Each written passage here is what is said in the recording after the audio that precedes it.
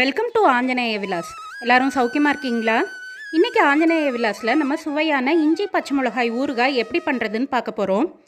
இதுக்கு முதல்ல நம்ம ஒரு ட்ரையான இலுப்பு சட்டியில் 1 டேபிள் ஸ்பூன் வெந்தயம், 1 டேபிள் ஸ்பூன் கடுகு போட்டு நல்லா வறுத்து எடுத்துப்போம். எண்ணெய் எதுவும் வேண்டாம், ட்ரை ரோஸ்ட் பண்ணிக்கலாம். வெந்தயம் நல்லா செவந்து வரணும், கடுகு எல்லாம் நல்லா வெடித்து அடங்கணும். அது வரைக்கும் நம்ம நல்லா வறுத்துக்கணும். இது நல்லா வறுத்ததுக்கப்புறமா ஆற வச்சுட்டு மிக்சியில் போட்டு நல்ல ஃபைனான பவுடராக பொடிச்சு எடுத்துக்கலாம். இப்போ ஒரு அடி கனமான பாத்திரத்தை அடுப்பில் வச்சு சூடாக்கிட்டு அதில் கொஞ்சம் எண்ணெய் விட்டுக்கலாம். எண்ணெய் கொஞ்சம் நிறைய தேவைப்படும், ஏன்னா நான் நிறைய அளவில் செய்ய போகிறேன். இப்போ அதில் கடுகு போட்டுப்போம். கடுகு வெடிக்க தொடங்கினதும் உளுத்தம்பருப்பும் கடலைப்பருப்பும் இதில் சேர்த்துக்கலாம்.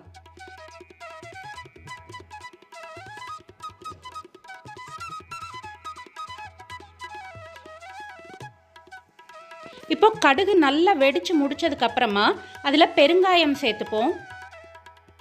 நான் இப்போ பெருங்காய பொடி தான் சேர்க்குறேன். இதே கட்டிக்காயம் சேர்க்குறதா இருந்ததுன்னா நம்ம அந்த கடுகு வெந்தயம் வறுத்தோம் இல்லையா, அப்போவே கட்டிக்காயத்தையும் நல்லா பொரிச்சு எடுத்து அதோடு சேர்த்து நம்ம பொடிச்சும் வச்சுக்கலாம். இப்போ பொடிசாக நறுக்கி வச்சுருக்கிற இஞ்சி 150 கிராம், பொடிசாக நறுக்கி வச்சுருக்கிற பச்சை மிளகா 150 கிராம் நான் நறுக்கி வச்சுருக்கேன். இதை சேர்த்துக்கிறேன். சேர்த்து ஒரு 5 நிமிஷத்துக்கு நல்லா வதக்கிப்போம். ரொம்ப நேரம் வதங்கணுங்கிறது இல்லை, 5 நிமிஷம் வதங்கினா போதும்.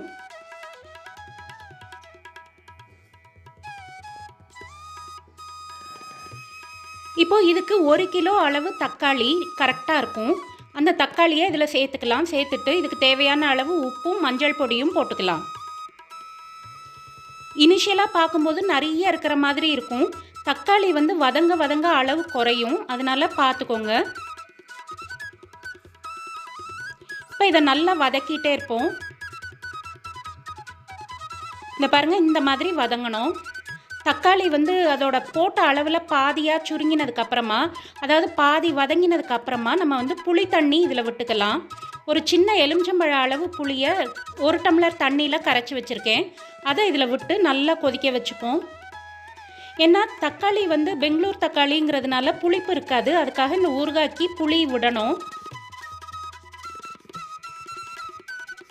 இப்போ நல்லா சுருள வதக்கிட்டே இருக்கணும். இதுக்கு கொஞ்சம் வதங்கிறதுக்கு டைம் ஆகும், மற்றபடி ஈஸியான ரெசிபி தான் இது. இப்போ பாருங்கள், நல்லா வதக்கியாச்சு. அந்த பாத்திரத்தில் ஒட்டாமல் வருது. இந்த ஸ்டேஜ் வந்ததுக்கப்புறமா நம்ம இந்த பொடிச்சு வச்சுருக்கோம் இல்லையா வெந்தயம் கடுகு பொடி, அதை இதில் தூவிட்டு அடுப்பை அணைச்சிட்டு நல்லா கலந்து விட்டுக்கலாம். இது நல்லா ஆற விட்டு ஒரு ஏர்டைட் கண்டெய்னரில் போட்டு டைட்டாக மூடி வச்சு ஃப்ரிட்ஜில் வச்சுக்கிட்டோன்னா 3 மாதம் வரைக்கும் கெட்டு போகாமல் இருக்கும். வெளியில் வச்சோன்னா சீக்கிரம் கெட்டு போயிடும். இந்த வீடியோ உங்களுக்கு உபயோகமாக இருக்கும்னு நம்புகிறேன். தேங்க்யூ ஃபார் வாட்சிங்.